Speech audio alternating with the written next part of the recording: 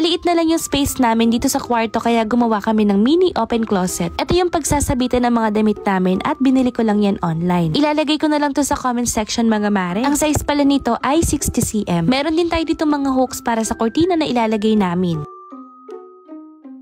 Ito yung kwarto namin at pagpasensyahan nyo na mga mare kung medyo makalat kasi hindi na talaga ako nagligpit. Guguluhin din kasi namin ito kaya hindi na namin inayos. Nagsimula nga ako sa pagtanggal itong mga damit dito sa cabinet namin. Itong cabinet na to ibibigay ko sa mama ko kasi mas kailangan nila to. Tsaka sobrang nasisikipan din talaga kami sa ganitong ayos ng kwarto namin. Dahil malapit na magbagong taon ito at nagsimula na rin ako mag-general cleaning dito sa kwarto namin. Tinanggal ko na nga itong mga nagbabakbakang pintura para ma-repaint na namin. Ito naman yung mini vanity namin kaya tinanggal ko na din. Dalawang drawer yung ilalagay namin dito. Dito yung isa. Tapos bibili pa kami ng isa pa. Nailipat ko na nga itong kama namin at sa totoo lang mas lumuwag yung kwarto namin. Magde-declutter pa ako ng ibang mga damit kaya mas luluwag pa ito.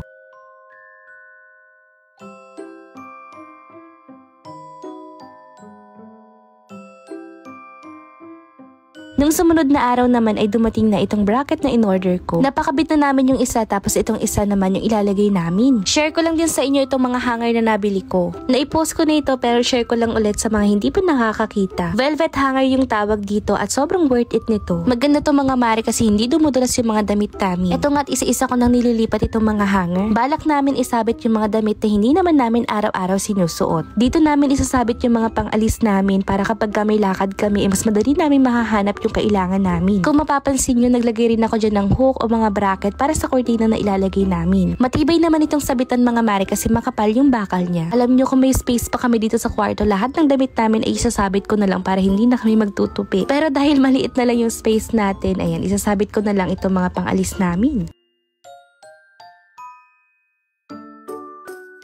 Maglalagay rin pala ako dito ng kortina para meron tayong pangtakip dito. Bale, ilalak lang natin siya na ganyan para mas maganda kapag naikabit na natin. Curtain hack nga ito para mas maganda daw yung kortina natin kapag nakasabit. Iyang pinagsasabitan namin ng kortina, nabili ko lang din online. Pinil lang namin kaya kung bet nyo, ilalagay ko na lang din sa comment section. Kapag naman kukuha kami ng mga damit ay gagamit na lang siguro ako ng panungkit o pwede rin naman tumungtong sa may upuan.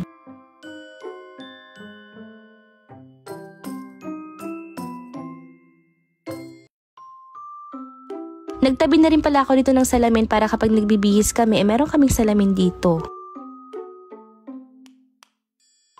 Ito naman yung mga damit na ide-declutter ko kasi yung iba punit-punit na at yung iba naman ay hindi na talaga kasya. Yung iba naman ilalagay ko sa mga organizer para maitago ko sa ilalim ng kama namin. Ang luwag pa nga nitong sabitan namin at marami pa ako maisasabit.